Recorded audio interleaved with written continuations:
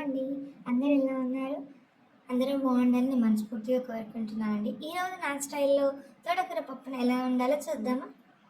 ముందుగా పప్పుని కడిగి కుక్కర్‌లో వేసుకోండి. తర్వాత ఆకుకూర తీసుకోండి, తోటకూర. వాటిని కాడలు లేకుండా ఓన్లీ ఆకులు తీసుకోండి. టమాటో వేసేయండి. తర్వాత పచ్చిమిర్చి కారం అండి. అంటే ఎండుమిర్చి ఎండు కారం వేయకుండా నేను పచ్చి కారం వేస్తున్నాను. తర్వాత కొంచెం ఆయిల్ వేసుకోండి. ఎందుకంటే పైనకి నురుజు అనేది రాకుండా ఉంటుందండి. తర్వాత కొంచెం పసుపు వేసుకోండి. తర్వాత 5-6 విజిల్స్ వరకు దీన్ని ఉడికించండి. ఈ తోటకూర అనేది తొందరగా ఉడకదండి. మిగిలిన పాలకూర కానీ ఇంకా ఏ ఆకుకూర తొందరగా ఉడుకుతుందండి. ఈ తోటకూర మాత్రం తొందరగా ఉడకదండి.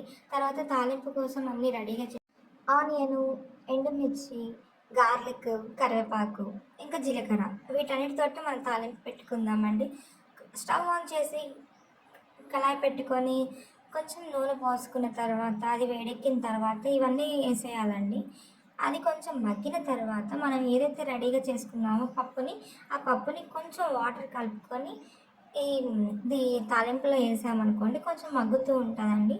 ఇంకా ఫైనల్గా ఏంటంటే మనము ఫస్ట్లో నానబెట్టాం కదండి కొంచెం చింతపండు. ఆ చింతపండుని కొంచెం గుజ్జులాగా పిండుకోవాలండి. కొంచెం చాలండి, మరి ఎక్కువ పుల్లగా ఉన్నా బాగోదు. ఆ రసంని ఇందులో కలుపుకొని ఒక 2 మినిట్స్ మగ్గిన తర్వాత స్టవ్ ఆఫ్ చేయండి. వేడి వేడిగా మీకు తోటకూర పప్పు రెడీగా ఉంటుందండి. Please subscribe my channel. Thank you.